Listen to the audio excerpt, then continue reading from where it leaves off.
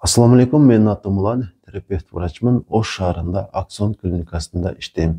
Бүгүн дагы сиздерге сөзсүз түрдө пайдасын тийгизе турган толтура маалыматтарды айтып бермекчимин. Андыктан видеону акырына чейин көрүңүздөр. Адам баласы кемчиликтүү жана ошонун негизинде көп жоготууларга учурайт. Ошол кемчиликтердин ириси бул кечиктирүү адаты. Биз канчалык пландарды артка сүргөн сайын ошончолук көбүрөөк жоготууга учурай беребиз. Ден соолук багытында деле ушундай. Дарыгер жазып берген рецептти кийинки жумада, кийинки айда алам деп жүрүп, ооруну өтүштүрүп аласыздар. Ошондой эле сиз өзүңүз деле эстеп көрсөңүз, канча айдан бери жада калса, жылдан бери арыктай албай жүргөн болушуңуз мүмкүн. Мунун бир эле негизги себеби бар. Бул ушул катуу киришпегениңизден улам кечиктиргениңизден ушинтип максатыңызга жете албай жүрөсүз. Андыктан мен баарыңыздарга айтар элем, убакыт бул эң чоң алдамчы. Анын жалганына ишенбей, бүгүндөн аракет кылыш керек.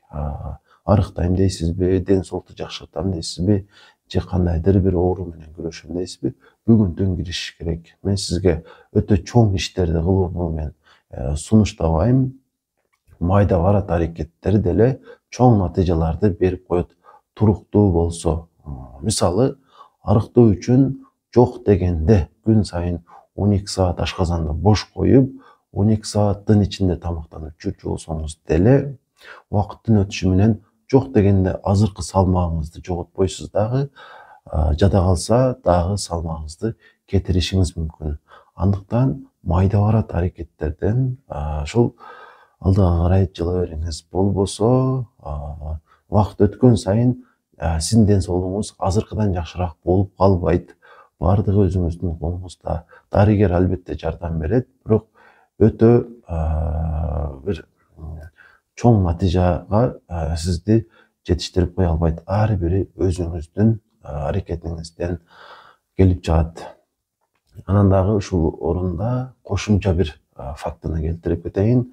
Бул дагы адамдын кемчиликтеринен ар бир эле адам мындай боло бербейт, бирок көпчүлүк адамдар ушундай идеалдуу кылууга аракет кылат бардык нерсени. Мисалы, ошол эле арыктоону мисалга турган болсок, мен кийинки айдан баштап катуу бир диетага отурам. Ушундай деп өзүнө план түзөт дагы, бирок кийинки айды ошол пландаштырып жүрө берет. Айткым келген нерсе, ден соолук жакшы болуш үчүн сөзсүз түрдө толук кандуу ошого киришиш керек эмес. Андай кыла дагы албайсыз. Ошондуктан айтарым, сиздин планыңыз жөнөкөй эле болсун, өтө жөнөкөй. Мисалы, бир жума мен ушул ширин суу ичпейм деп өзүңүзгө максат коюп койсоңуз болот. Ушул жумага мен ширин суу ичпейм деп план түзүп коюңуз. Жана башка эч нерсе кылбай эле коюңуз. Жана бир жуманын ичинде ушул планыңызды аткарып көрүңүз. Бир жума өткөндөн кийин бир жолу суу ичсеңиз болот, ширин суу, анын зыяны жок, эгерде ушинтип азайта турган болсок. Бирок эгерде ошол өзүбүзгө берген убаданы аткарбай койсок, өзүбүзгө болгон ишенимибиз өтө төмөндөп кетет. Натыйжада ошончолук дагы аракет кылбай коебуз.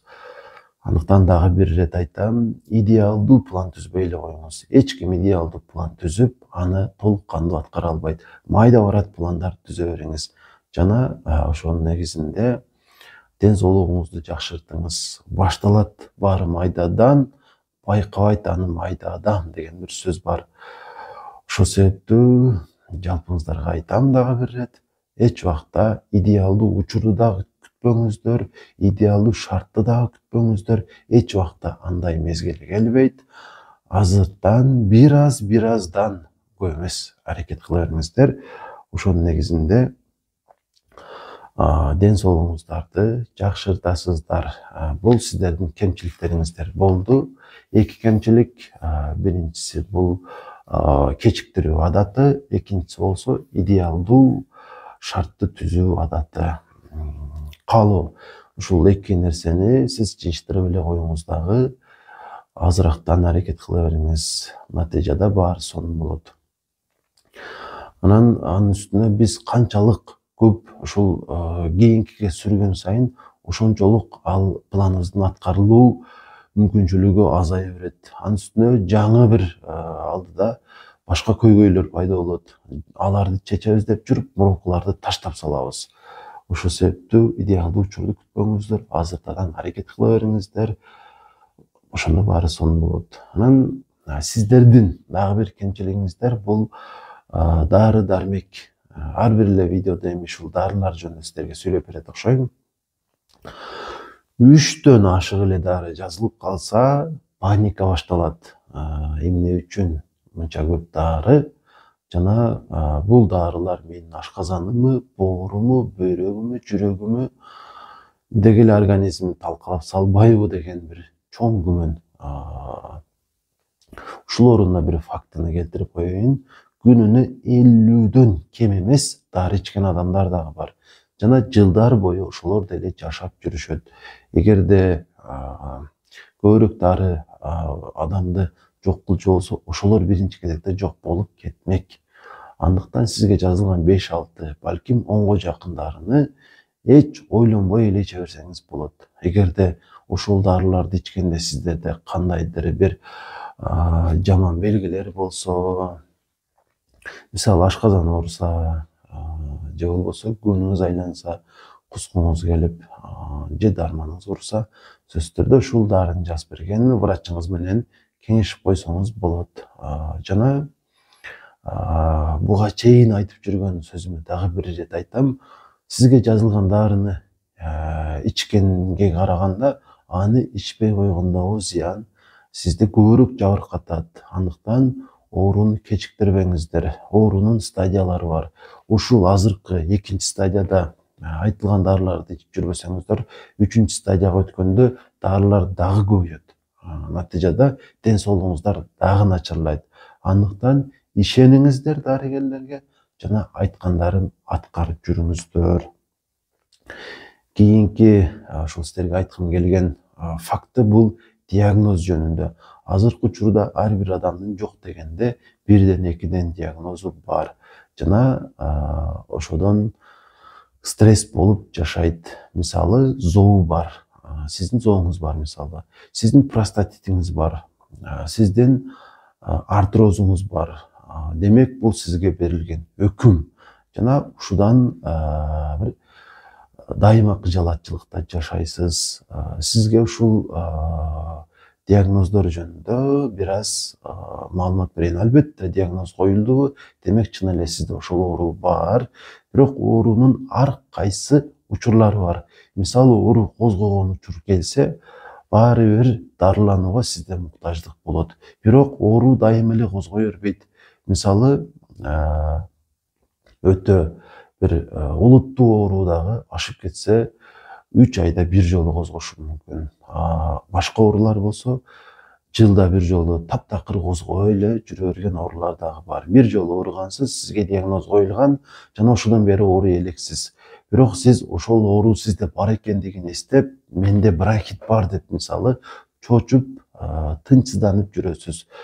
Андай кылыштын кереги жок. Диагноздун бар экендиги ал сиздин ушул ден соолугуңуздун начарлап жаткандыгын, же болбосо эртеге сиздин өлүм саатыңыз келишин билдирбейт. Диагноз бул өкүм эмес. Андыктан диагноздон коркпоңуз. Оору көбүнчө тынч абалда болот. Же болбосо өнөкөт оору бар, бирок сизге эч кандай бир симптом бербейт. Ушул оорулардын эч кандай коркунучу жок. Мисалы, кант диабети. Сизде бул оору бар, жана өмүр бою сиз менен бул оору чогуу жүрөт. Бирок эгерде айткан анча-мынча бир тапшырмаларды, көбүнчө 2-3 эле тапшырма берилет диабетте, аткарып жүрчү болсоңуз, оору сизди 100 жашка жеткирет жана эч жериңизди жабыркатпайт. Бирок сиз көңүл бурбай койсоңуз, ушул айтылган эң жөнөкөй 2-3 нерсени аткарбай койсоңуз, аз эле жылдардын ичинде өмүрүңүз коркунуч астында калат. Андыктан айтарым, диагнозуңузга өтө көп маани берип албаңыз. Өзүңүзгө маани бериңиз. Ден соолугуңуз азыр кандай болуп жатат? Оору, ар бир эле оору козгогондо жок дегенде 3-4 симптом берет. 1-2 симптом үчүн эле коркуштун кереги жок. Мисалы башыңыз ооруган болсо, эч нерсе эмес, баш ооруй берет. Мисалы ичиңиз катып жатат дейли, ич катса эч нерсе эмес. Макул бир жумада барсаңыз деле чыгып турса эле болду, бир айда 2-3 жолу болсо дагы. Андан коркуштун кереги жок. Бирок таптакыр маани бербей койбой ушундай маселелерде кичине аракет кылып, дарыгер менен кеңешип, айткан анча-мынча сунуштарын үзгүлтүксүз аткарууга аракет кылышыңыз керек. Ошонун негизинде сизде баары буюрса жакшы болот. Кийинки сиздерге айтып бергим келген тема бул жировой гепатоз. Жировой гепатоз дагы көп адамдарды стресс кылат. Маалыматтын жоктугу ушуга алып барат. УЗИге түштүңүз, жировой гепатоз чыкты, сизге дагы өкүм ушул берилди жана ушудан коркушуңуз керек. Мен сизге айтар элем, жировой гепатоздун эч кандай коркунучу жок. Жылдар бою эч нерсе болбой эле жашап жүрө бересиз. Жировой гепатоз бул дайыма ток жүргөн адамдардын оорусу. Арык адамдарга деле жировой гепатоз диагнозу коюлат. Андыктан жировой гепатозуңуз бар болсо, коркпой эле коюңуз. Анын ордуна өзүңүзгө маани бериңиз. Мисалы, боордон коркуп жатсаңыз, бир жылда 2 жолу боордун анализдерин тапшырып коюңуз. Анализди тапшырган лабораториялар толтура Кыргызстандын бардык аймактарында бар. Жеке лабораториялар бар, мамлекеттик лабораториялар бар. Боордун 3 эле анализин мен сиздерге сунуштайм. ALT, AST и билирубин. Ушул анализдерди эле тапшырсаңыздар, боор канчалык сиздерге жакшы кызмат кылып жатат билинет. Андыктан дарыгердин сунушусуз эле лабораторияга барып, ушул анализдерди 1 сом дегенегинде акча болот. Тапшырып жыйынтыктарын көрүп койсоңуздар болот. Жада калса дарыгерге алып барып койсоңуздар деле болот. Себеби анализде жыйынтыкты норманы көрсөтүп коет, анан сиздердин жыйынтыгыңыздарды көрсөтөт. Эгерде жыйынтык нормага жакын, нормадан ашпаган болсо, демек сизде баары жакшы. Стресс жоюлат. Эгерде өтө эле тынчсызданып аткан болсоңуз, ушинтип коюш керек болот. Анан жировой гепатоздон кутулса болот. Жакшы жаңылык бул сиздер үчүн, бирок сиздерден көбүрөөк аракет талап кылынат. Жок дегенде 1 жыл. 1 жыл аракет кылып, жировой гепатоздон кутулсаңыздар болот.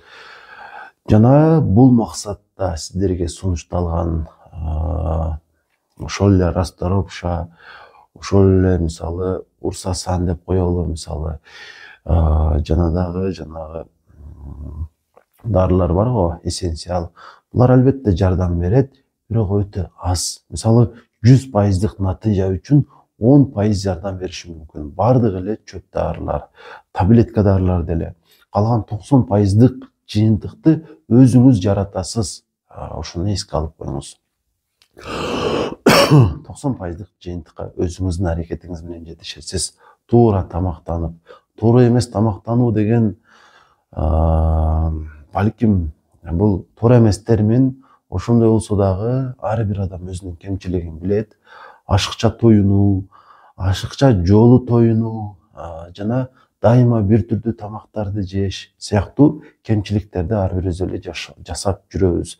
Жана ушул кемчиликтерди жое турган болсоңуз, колдон келишинче азайта турган болсоңуз, жок дегенде бир жумада 2 жолу орозо кармап тура турган болсоңуз, эч болбой калды дегенде бир айда 2 жолу орозо кармап тура турган болсоңуз дагы бул жировой гепатоздун кетишине салым кошо алат. Болбосо очищение кылам дегендерге айтарым, 10 күндө бир жолу 18 сааттан 24 саатка чейин ачка жүрүңүздөр.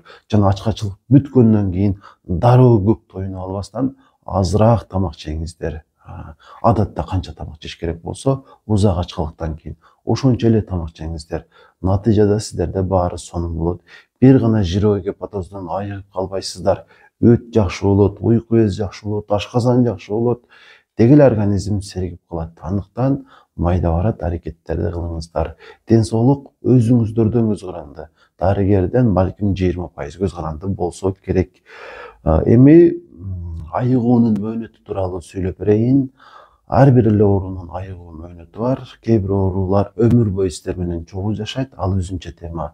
Бирок мисалы ошол оору өнөкөт оору дагы сиз менен өмүр бою чогуу жүргөн менен бир эле учурда анын тынч учуру бар и козгогон учуру бар. Мисалы вирусный гепатит болгон болсоңуз, вирусту балким жарым жылга чейин ошол азайтуу үчүн дары ичиш керек болот. Мен бул боюнча өтө көп маалымат билбейм, бирок ошол дарыларды ичип жүргөндөн кийин балким 3 айдан кийин, балким 6 айдан кийин вирус нөлгө түштү. Анан сиз айыккан эсептелесиз, толук кандуу. Бирок бул сизге 100% эркиндикти бербейт. Андан ары дагы анча мынча диета кылып, майлуу, ашыкча куурулган тамактардан көбүрөөк тыйылып жүрө бериш керек. Ошондо оорунун козгоо ыктымалдуулугу азаят. Анан кээ бир оорулар өтө аз мөөнөттө. Мисалы грипп 1 жумада жакшы болот, ангина 3 эле күндө жакшы болот. Мисалы дагы гайморитти дагы ушул антибиотик алганыңыздан кийин 1 жумаларда жакшы болуп каласыз. Бирок бул оорулар сиз менен өнөкөт болуп кала берет. Өкүм сизде кала берет диагноз. Бирок жакшы болосуз. Жакшы болгонуңуздан кийин демек айыктым деп эсептей бериңиз. Бронхит 3 айга чейин созулушу мүмкүн. Жөтөл токтогондо сиз айыккан эсептелесиз. Бирок жөтөл эле болуп, башка эч нерсе болбой жүргөн болсоңуз, анда өзүңүздү дагы ооруга кошпой эле койсоңуз жакшы болот. Анан негизи көп эле оорулар адамдын үмүтүн өчтүрөт, толук кандуу. Мисалы, белиңиз эле токтобой 1 ай ооруса, өзүңүзгө бир жакындарыңызга керез айтып башташыңыз мүмкүн. Бул дагы туура эмес. Айрыкча эркек адамдарда ушундай го. Ушул ден соолук жагынан аксаганда көбүрөөк стресс болобуз дагы, түңүлөбүз. Негизи түңүлбөш керек. Ар бир оору айыгат, толук кандуу айыгасыздар. Болгону диагноз эле сиздер менен калат. Ошондуктан күтүңүздөр, ишениңиздер айыгышыңыздарга жана бул максатта врач менен бир кеңешип туруш керек. 1 айда бир жолу жолугуп койдуңуз өзүңүздүн дарыгериңизге. Жана анын бир кеңештерин аткарып жүрүңүз. Ошонун негизинде жакшы болосуз. Анан ушул орунда акыркы сиздерге айткым келген бир өтө маанилүү маалыматты айтып өтөйүн. Өтө кеңири таркалган көйгөй.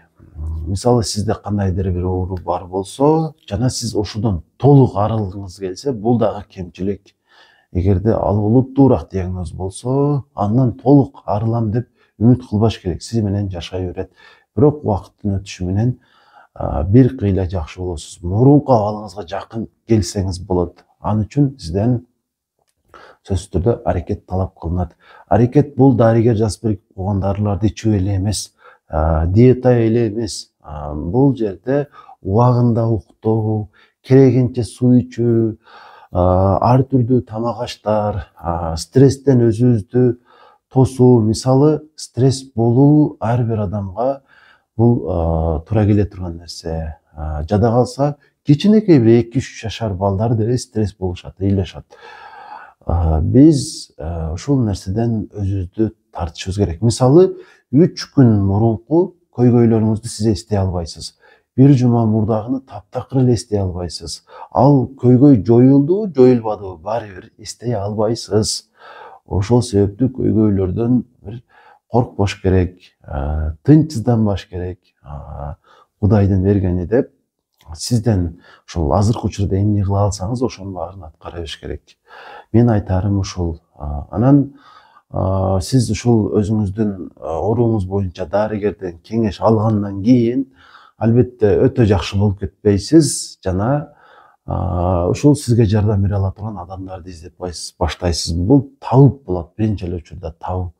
Табыптар бардык аймактарда бар. Жана алар жөнүндөгү уламыштар ошончо. Жана сөзсүз түрдө ага барасыз.